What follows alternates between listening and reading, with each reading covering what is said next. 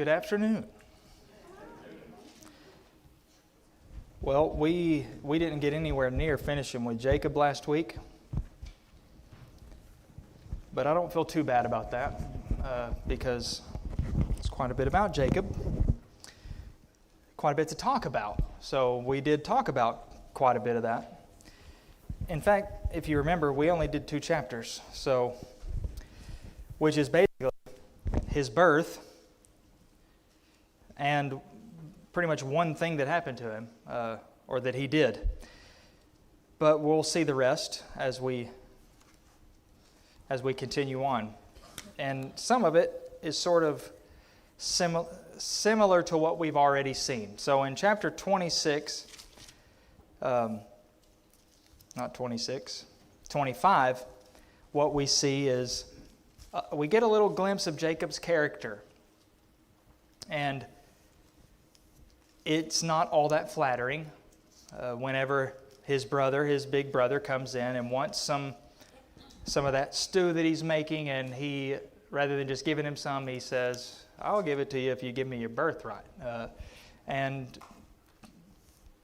insanely, he does that. But we've already talked about Esau. We're focusing on Jacob.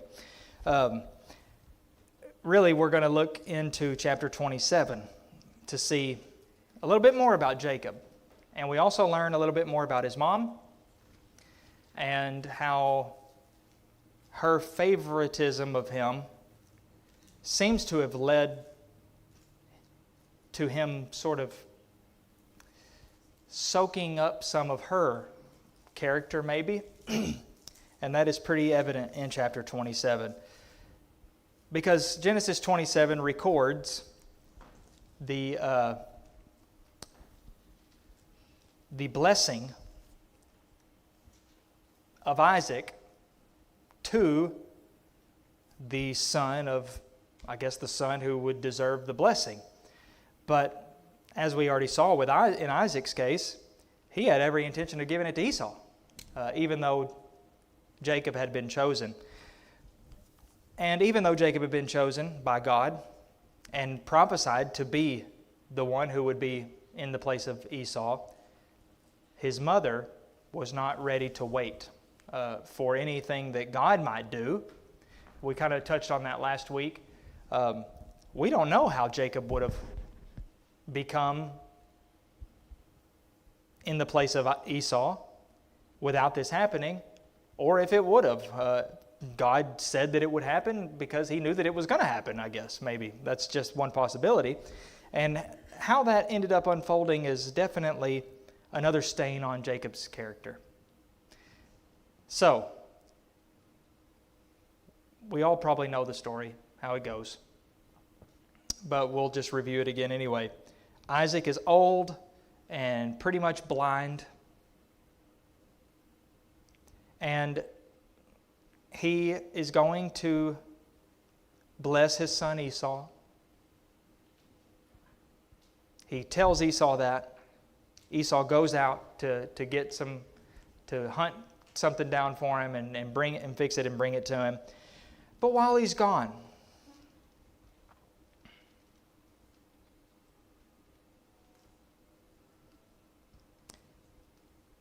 let's see, verse 5. Rebekah was listening. So she knows what's going on here. And she goes and tells Jacob all about it and says, "I want you to do exactly what I tell you to do. Go out and bring me some goats, and I'm going to prepare this delicious food that he loves, and we're going to disguise you as your brother." That's with some goat, where does it say? The skin of the young goats that she was going to cook. She's going to make him some hair, some hairy arms. Apparently they weren't kidding when they said that Esau was hairy. It doesn't say we're going to, spread some of the hair on your arms. He's going to put the skin of the goats on his arm. It's a lot of hair. So this was their big plan. just a totally dirty, nasty thing to do to the poor old man of the house. Tricksy and lying, really, all to get the blessing from Esau. I don't want to dwell too much on Isaac's part in this because we've already talked about Isaac, but can't really emphasize enough that even though Esau had sold the birthright, they still were put in a position where they were still having to deceive their way into getting the blessing anyway. Yeah, Dean? Even though Isaac was lying, he still could hear. And Yeah. recognized the voice of Jacob. And so, and he went ahead. He felt the arm, but though he knew that was Esau, but though when he spoke, he knew that was Jacob. So, he went into it knowing that it's possible he was being tricked up, but maybe not. Yeah, Because of the fact he recognized Jacob's voice. Yeah, he was confused, I guess, at the most. He didn't understand. What is it, verse 22? The voice is Jacob's voice, but the hands are Esau's hands. So the trick worked, it seems, even though he was a little hesitant. But in 24, he flat out asked him. Yeah, so he says, "Are you really my son, Esau?" And he said, "Yes, I am." So that settled it as far as Isaac was concerned until Esau showed up, ignorant about everything that had just happened. So here he comes with the food, and Isaac is suddenly having deja vu. It's like, wait a minute. Why are you bringing me? Something's wrong with Esau, apparently. He's turned right around and he's back in here doing what we just did this. And here he is doing it again. And it comes to light that he was deceived. And that wasn't Esau after all. It was Jacob pretending to be Esau. So not one of Jacob's better moments. Rebekah was the main instigator here, but Jacob went right along with it, and he even lied.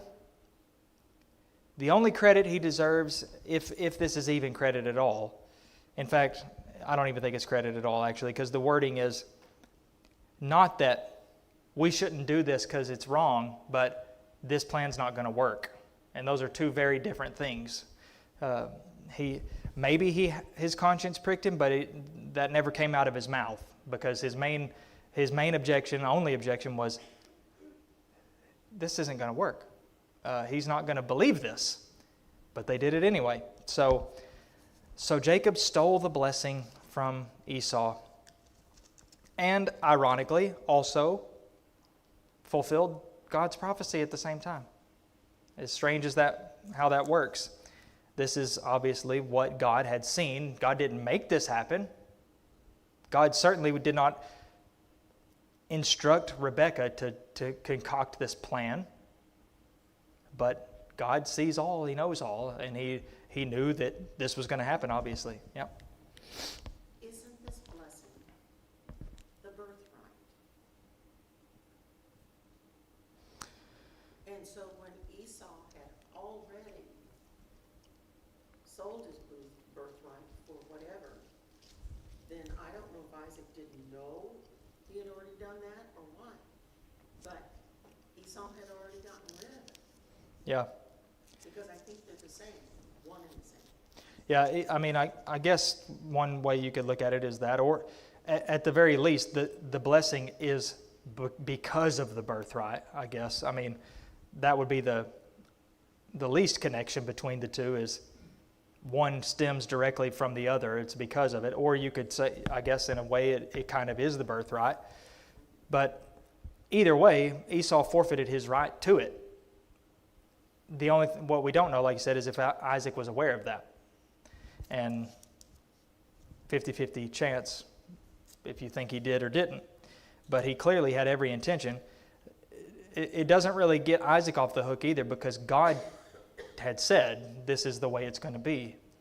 And so even whether he knew that Esau had stupidly sold his birthright, he knew that he had to have known that God said, Esau says that Isaac isn't the rightly named because he has supplanted me these 2 times. So, yeah, I mean, that kind of makes it sound like Isaac probably was aware. yeah.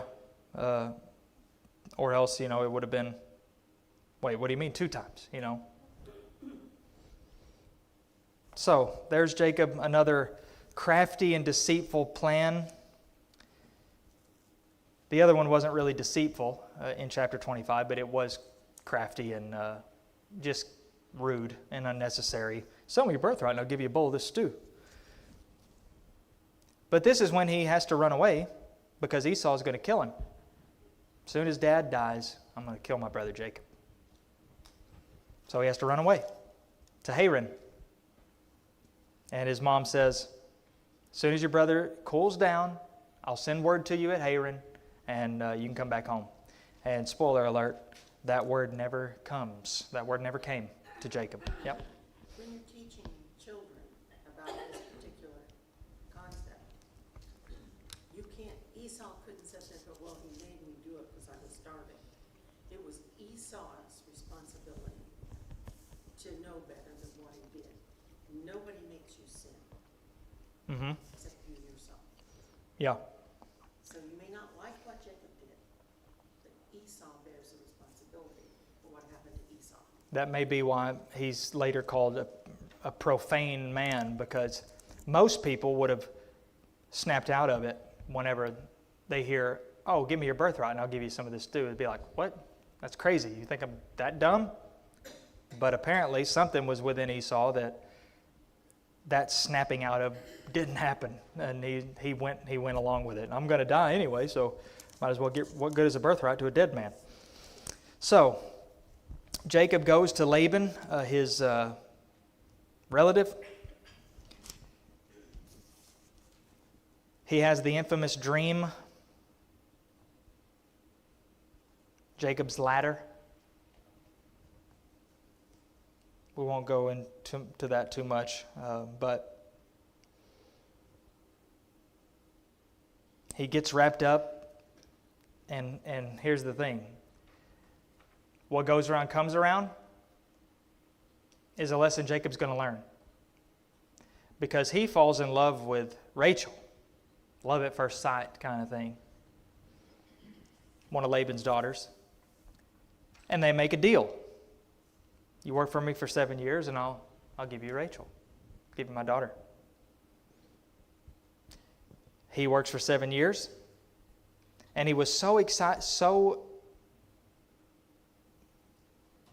giddy about marrying Rachel. It says, it seemed to him just a few days. What a love story. 7 years? Felt like a few days to him. So there they go to have a wedding. And Laban, if somebody wants to correct me or inform me of the connection, it's slipping my mind, what Laban exactly was to them. Mother's brother? You can tell, can't you? That's what I was going to say. I wanted to confirm that, though. You can tell he's her brother because he came up with a tricksy, crafty plan just like she had with the blessing. He disguised his other daughter, and Jacob marries her thinking that she's Rachel. And once it's done, it's done. Kind of like Isaac said with the blessing, I've already blessed him. What can I do now? Well, they're married now. In the eyes of God and man, he got cheated. He knows now what it feels like to get a taste of his own medicine. And of course, he goes on to work another 7 years so he can actually marry Rachel.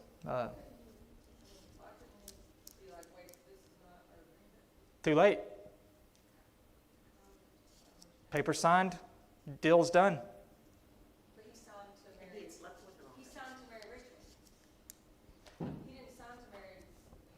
Well, I mean, that was just an expression. They didn't do contracts, but If you were having a wedding and the wrong person can somehow, I don't understand why you couldn't be like, excuse me, this is not the wrong person. because in every way their marriage had been consummated and finalized.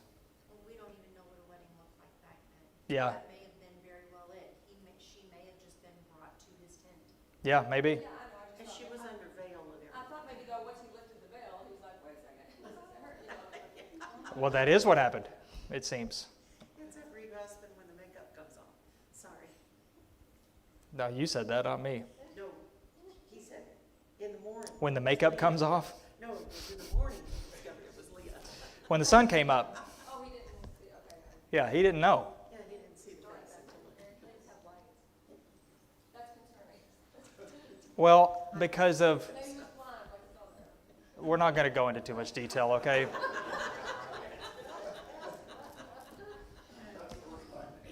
The lights were turned off, okay? Simple as that. Shouldn't be that hard to see how that could happen, but anyway. I was thinking there was a wedding ceremony. Well, yeah, but if her face is covered with a veil, I didn't know they didn't, I think there was a thing. well, I don't know if that's what they did, but that's what happened here. It just seems like that there would be an opportunity to say, wait, this is the wrong person. Well, I'm sure he wishes he could have done that. It's just too late. Let me see. He made an agreement with Laban saying, okay, I'll just go ahead and keep her and I'll wait, work 7 more years. But actually, that's a good point. He made an agreement with Laban, but he made a vow to Leah. And it has a heavier weight. But I don't think he actually had to wait the 7 years to marry Rachel. She was given to him at that time. He Yeah. just had to agree to At the one end of the person. day. Yeah, there was an agreement that he would, so it was kind of like a credit situation. Go ahead and get the thing, but you have to pay it, you have to pay it after the fact. So with Leah, it seems the original thing was he had to go, the 7 years of work was first. Then he went and said, okay, give me my wife, for my time is completed, so obviously. But this time, he goes ahead and marries Rachel, it seems, but he has to stay for 7 years and work for him. I was trying to see if it explicitly says something about a veil, and I'm not seeing it. So that may be speculation as to why he couldn't see her. But like Angie said, for all we know, there may not have been a formal ceremony, and it was just, okay, you honored the agreement, so she's your wife now. Here she is. That kind of thing. There was a wedding feast. It says there's a feast.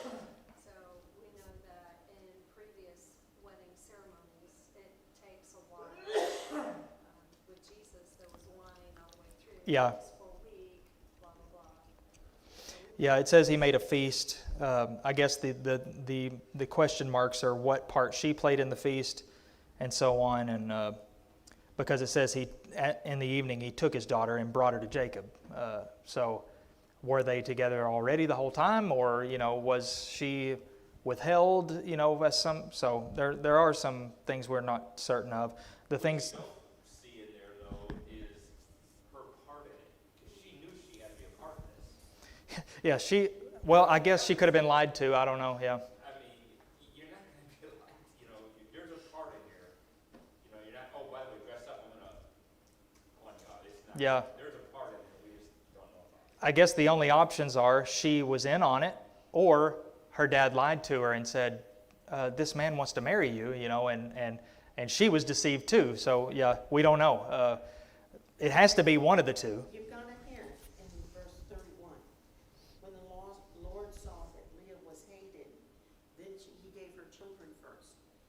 I believe all Laban said is, it is our custom that the first one has to marry before the second marries. Yeah. So Leah, that was a role she was expected to have.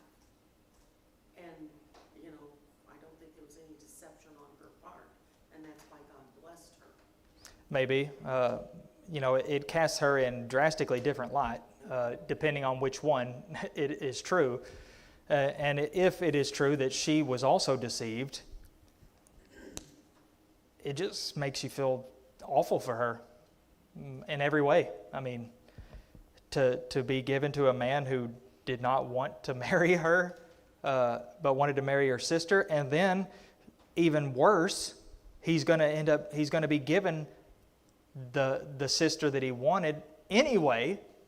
So now what is she? She's, I will say it doesn't explicitly say that she was ugly. It's kind of interpreted. Her eyes were weak. What in the world does that mean? But the only thing is that suggests that she wasn't very good looking is it says, but Rachel was beautiful in form and appearance. So whatever her eyes were weak means, it seems to be in contrast to being beautiful in appearance and form. So she is now the ugly, unwanted wife. That's all she is. And that's sad. That's a tragedy in itself. But like Joe said, God, it's kind of a beautiful verse actually. When Jehovah saw that Leah was hated, he opened her womb. He blessed her when he saw that she was hated. Compassion, love, mercy, grace, all of the above seen there in that verse. Meanwhile, Rachel's barren. But anyway. So Jacob works for another 7 years for Laban. And just to move along here.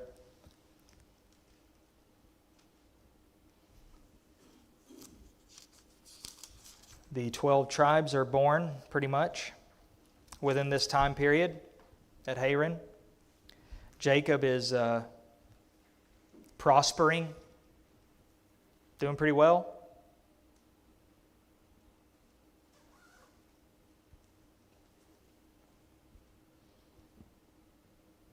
Here's an interesting statement from Laban. If I have found favor in your sight, I have learned by divination that Jehovah has blessed me because of you.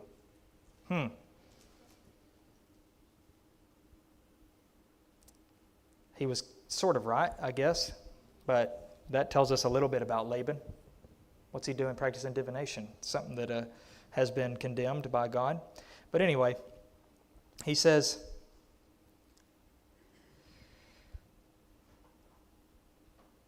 they make a deal. Long story short, Jacob ends up running away. Him, his wives, his whole house and possessions, they're gonna get it all together and take off. Something Jacob does not know, though, is that secretly Rachel stole something.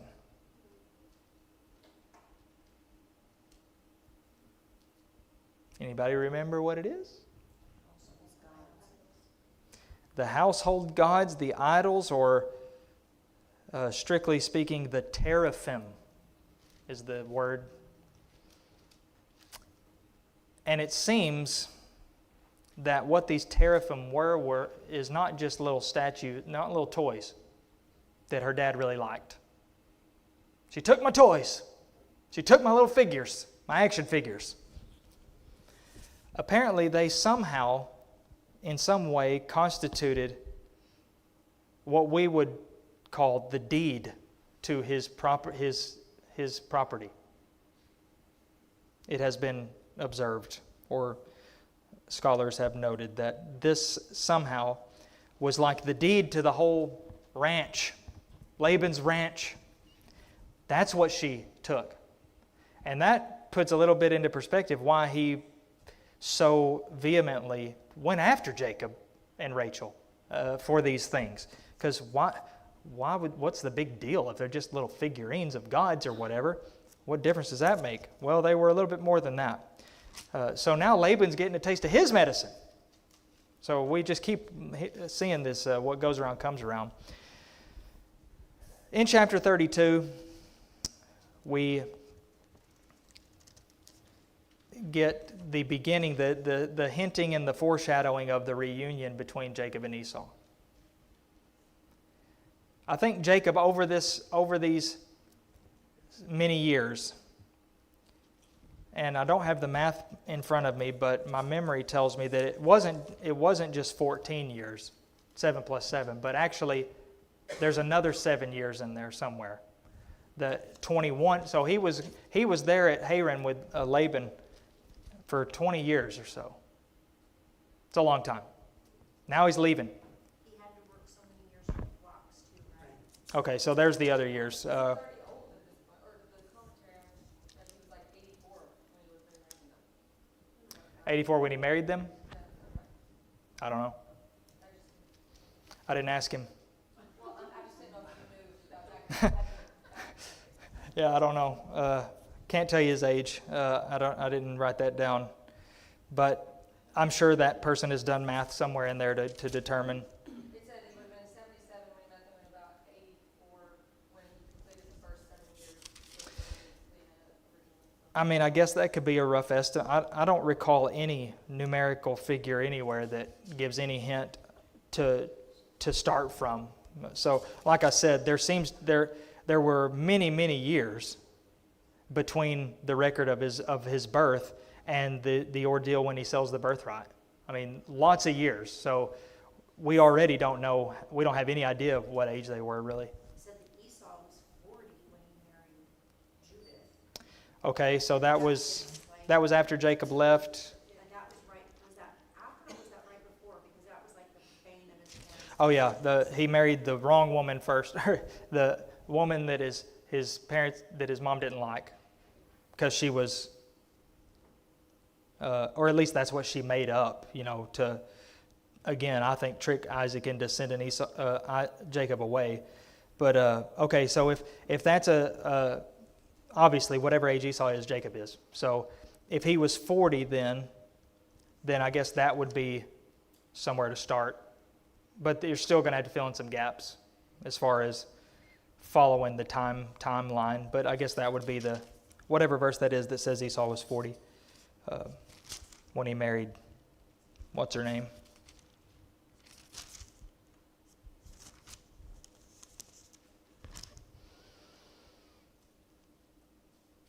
The only one I'm seeing is after Jacob left, but 26:34, when Esau was 40 years old. He took Judah. where is it? 26:34. Oh, that's way before where I was looking. Well, they broke it down how the math is done, but Yeah. Either way, so we don't know how many years passed from the end of chapter 26 to the beginning of chapter 28. All we know is there was about 21 years once Jacob got there to when he left. So he leaves. There's the big ordeal of being chased down. But where we start to see a change in Jacob's character, maybe, just in retrospect, is when we get around to chapter 32 and he finds out that Esau is coming for him. So remember, Rebekah said, as soon as your brother calms down, cools off, I'm going to send you a word, I'm going to send you a postcard, I'm going to send you a letter so you can come home. He never got that letter. Never came. So as far as Jacob knows, it's still on. Esau is going to kill him. Because that's what he said he was going to do. So he was very afraid, very nervous, very worried. And maybe after all that had happened, Jacob's been humbled a little bit. But now he's really getting humbled, I think. Because this is scary. You remember big, hairy old Esau? I wouldn't want to get on his bad side. And Jacob seems to have always been on his bad side. Yeah, Dean? Well, too, I think Jacob returned, Isaac was still alive. Uh, They both buried Yeah, it's unclear when he died, but He was drafted 21 years later, when he got there, so he was blind still, I guess, all those 20 more years. yeah, it's debated when Isaac died, because some have suggested that where it's recorded isn't actually where it happened, but it's just thrown in there sort of at the end. But at any rate, he's very scared because he knows Esau hates him. And now he's not just his big brother, he's got men. And he prays to God. Please, he says, I'm not worthy of the least of all the deeds of steadfast love and all the faithfulness that you've shown to your servant. Please deliver me from the hand of my brother, from the hand of Esau, for I fear him, that he may come and attack me, the mothers with the children. It's kind of ironic how perfectly that fits with some of the things we just talked about a couple hours ago. But anyway, there he is doing the third option. God, please, you deliver me from Esau's hand, because I fear that my family's in danger from him. Anyway, he still shows some of his craftiness, though. He gets these gifts set up. I'm going to send you out there to meet him before he sees me, and keep giving him these gifts in increments to try to appease him. But then the night before, he gets in a wrestling match. One of the most mysterious things that happens in the Bible. All of a sudden, Jacob is camped out at the ford of the river, the Jabbok River, and it says, a man wrestled with him until the breaking of the day. Jacob was left alone, and a man wrestled with him until the breaking of the day. Well, that came out of nowhere. And when the man saw that he didn't prevail against Jacob, he touched his hip socket. Jacob's hip was put out of joint as he wrestled with him. He says, let me go. Jacob said, I ain't going to let you go unless you bless me. He said, what's your name? He said, Jacob. He said, not anymore, it's not. Your name is Israel now. For you have striven with God and with men and have prevailed. And then he said, well, why don't you tell me your name? He said, why are you asking my name? Or maybe more accurately or to the point, do you really have to ask my name? That's just my that's just my I inserted that element into it, but maybe that is kind of what he meant, like, you don't know? And there he blessed him. At any rate, Jacob got the idea, because he said he named the place Peniel, because he said, for I have seen God face to face. He wrestled with God in the form of a man. And he realized it. Yeah, Dean? Well, I think he must have recognized something, because he asked, when they, in the morning, break more or less, he asked him to bless him. So now, why did he ask that question? Yeah. There must have been something, there was something there that you might say wasn't exactly right. Yeah. And he knew it. Yeah, where'd he come from, for one thing? Yeah. Wrestling with him all night long, and I guess there could be, a deeper dive into what exactly he meant by bless me, if it was just a normal thing, or if he, already seems to know that something strange is going on. This is not just a man. But either way, God gives him a new name. And he's going to, in a way, I guess, depending on, it says Israel means he strives with God or God strives. But like I pointed out last week, scholars debate if that's exactly what it means, or if there's some other connotation to it. But, you're not Jacob anymore. You're not a cheater anymore. You're not a supplanter anymore. Your name will be Israel. And then the next morning, here comes Esau. 400 men with him, with weapons. Can you imagine 400 Esau's? That's terrifying. Not that they were all like Esau, but I got a feeling they were of his same, cut from the same cloth. And I said last week, and I've said it so many times, this is one of the most emotional and moving accounts anywhere besides, of Jesus. Esau runs out there, runs for him. Now they're finally face to face at a distance. Jacob's trying to bow down 7 times, and he's still trying to sugarcoat it or, butter him up as much as he can. Esau ran to meet him, and he embraced him and fell on his neck and kissed him. It's the first time they've seen each other for 21 years at least.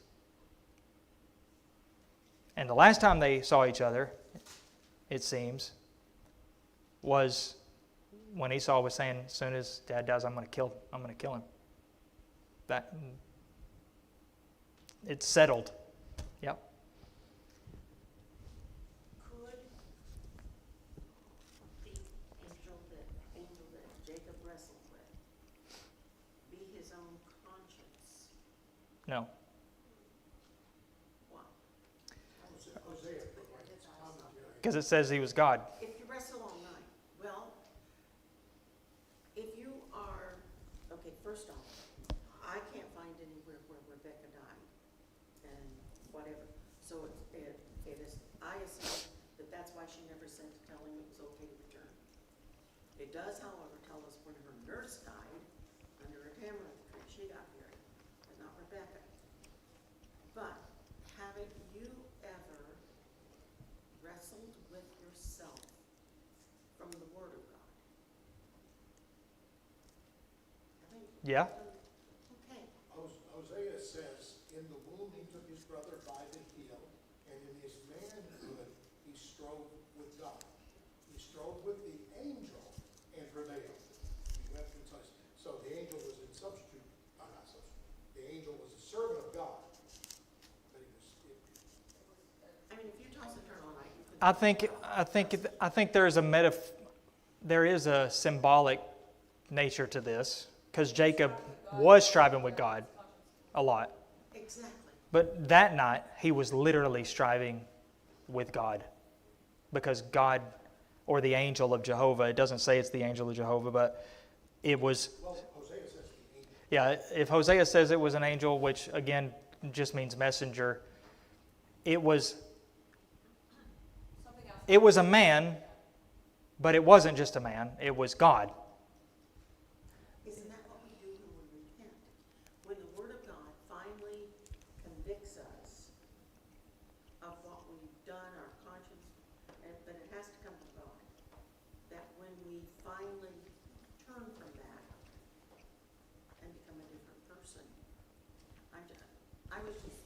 Yeah, well, he did, I think. I mean, that's what's happened. That's what's happened. This literal thing that happened is almost a symbol of the long years of his life. And He went lumping. yeah, he went away limping. We can toss and turn all night, but we're not talking about it emotionally. Oh, no, I throw my back out at night.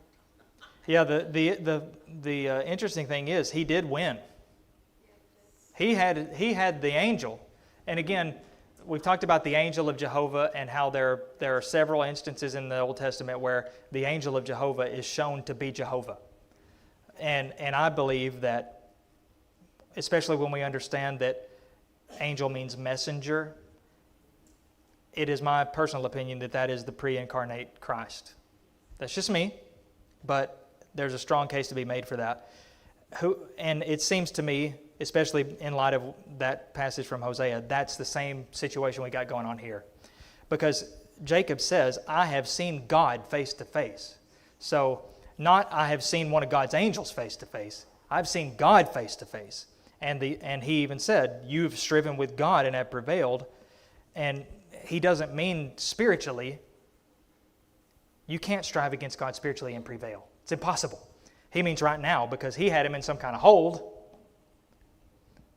that basically meant, if this was a formal match, he would have been tapping out, or the ref would have been calling it.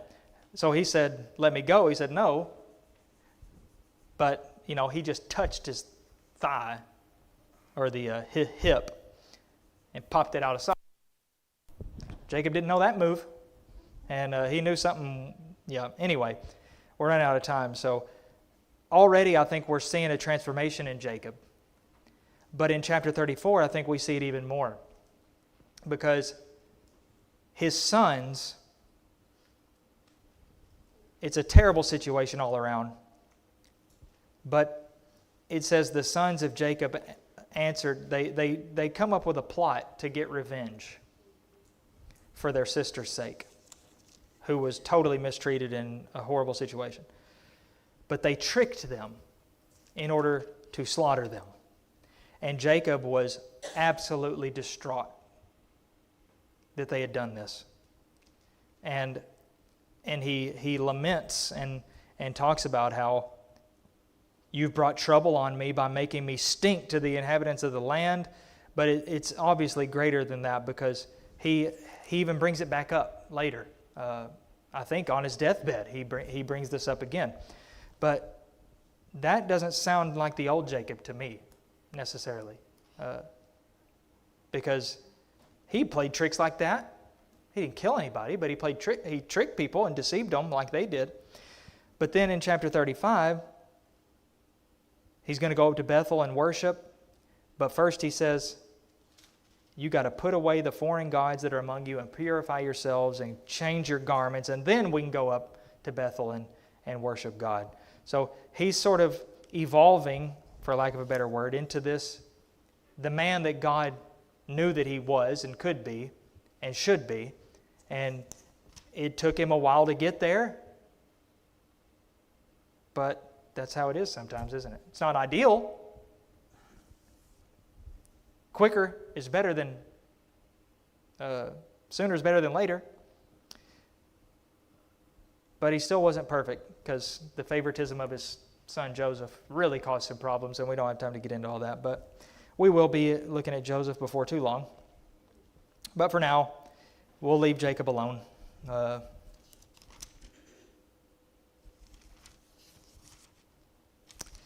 That's pretty much it anyway, because like I said, with Abraham, or in the case of Isaac, it still keeps talking about Abraham, but then once Jacob's born, it immediately moves to Jacob, and then once Joseph comes into the picture, it just takes off with Joseph, and Jacob is sort of in the background. So that's kind of how it ends. He just pops up here and there. All right, very quickly. No cause justifies deceit, period. Lying is always wrong. There's no such thing as a lie that is acceptable. No matter what position we're in, no matter how much danger we perceive ourselves to be in, lying is a sin all the time. And certainly the way they did it was not warranted by any standard. Number 2, mom wants me to is not a sufficient reason to do something. Now don't get me wrong, kids. For you it is, okay? But it depends on what the thing is what I mean. It's not a sufficient reason. If my mom wants me to do something that's wrong, I'm in a bad spot, for one thing, as a child. But doing something wrong, no matter who tells you to do it, shouldn't be done. Acts 5:29, we must obey God rather than men. Number 3, what goes around comes around. We saw that already multiple times in the story of Jacob. Number 4, those outside of God's sphere should never be spiritually superior to us. And that's I just say that in reference to chapter 33, where Esau ironically, seems to be more, he's exhibiting more of the traits of compassion and forgiveness, for lack of a better word, because we've talked about forgiveness, and Jacob never seems to have asked forgiveness. So, but again, we're going way back into the old covenant. Esau looks like a better man than Jacob in a lot of ways, because he's put it all behind him. Joe disagrees, but Esau only cared about what was in front of him from his entire life. except when it was his brother. He's happy, so he doesn't care. He didn't care about Jacob either. He didn't honor his birthright. He didn't care that he lost it because he was fat and happy. Okay, but my point It is, had nothing to do with forgiveness. okay, chapter 33 shows that it had a lot to do with it. Because the last time Esau said he was going to kill Jacob, I'm going to kill my brother. In the heat of the Now he's not anywhere near. Look how far he's come from, I'm going to kill my brother. And again, Jacob didn't change anything. As far as Esau was concerned, Jacob is still, when you haven't seen somebody for 20 years, the last thing that you did with them is going to be the most recent and freshest thing that memory you have with them. In his case, it was cheating their father into giving him the blessing. But now, Esau, he's over that. And I think that deserves a little bit of credit. And Jacob this whole time has, meanwhile, been cheating and striving with God, like you even said. because of Jacob. Well, I'll leave the mind reading to you. I can't read living people's minds, much less dead people. So, number 5, I can overcome my lesser qualities. So Jacob, he had some unfortunate tendencies and traits, but maybe they defined him for a little while, but they didn't always. He overcame them. So none of this is the way God made me. If God didn't want me like this, He shouldn't have made me like this. That's a scary attitude to have. God, sorry. Can't help it if I'm always disobeying you. You made me this way. Jacob could have pulled that, but he didn't. He overcame. Eventually, he overcame. Even the influence of his mom, he overcame. It's always the parents' fault. My mom raised me this way, and this is the way she made me think, and she roped me into it sometimes, and I can't. It's all I know. It's all I can do. Wrong. You can do whatever you want to do, including change and overcome any influences from anybody. All right. Speaking of changing, yes, go ahead. Seemed like when he wrestled with the angel of God, he changed. For some reason, that was the point that he really changed. That may have been the final turning point. Yeah. Now, I don't know, why it did, but we know that after that, he was a different individual. Yeah, and I would imagine seeing God face to face would lead anybody to rethink their life. But good for him. It was still up to him to make the change. He could have just shoved it somewhere back in his mind or swept it under the rug and forgot about it and kept living however he wanted. But he didn't. He rose up.